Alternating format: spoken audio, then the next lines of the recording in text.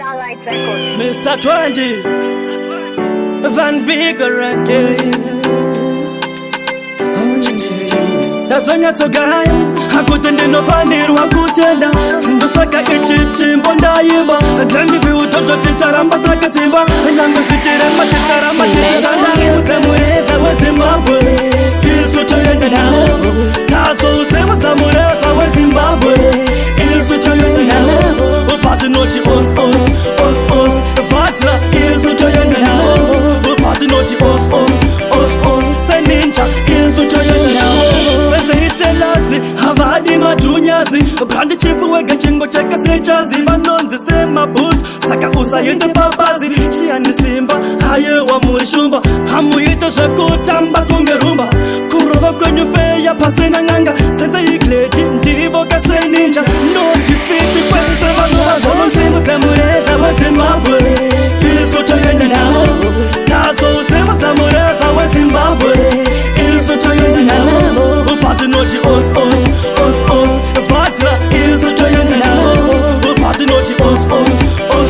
seninja isu toyenda nawo wana nem vatra nokurova zvibhakera apa zvake zvinobaya samabara haiwa tokupushira mubhara ukapona unoponera kuchipatara juru usamire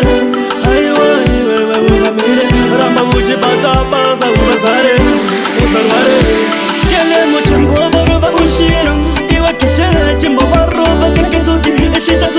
ndasingasiye wangu swawati paye wagarwa mtara wepakona usimudza mureza weZimbabwe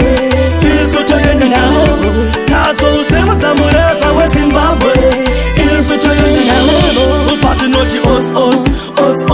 vatra isu toyenda nawo patinoti os seninja isu toyenda nawo Shelazi, havadi madunyazi Brandi chifu wega chingo cheka sechazi Vanonzi sema butu, saka usayite papazi Shiani simba, haye wa murishumba Hamu ito shakutamba kungerumba Kurova kwenye feya pasena nganga Senza ikleti, ndivo kase ninja Noti fiti kwese vanwazo Usimu mureza weZimbabwe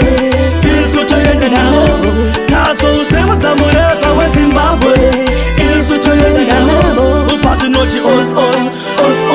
vatra isu toyenda nawo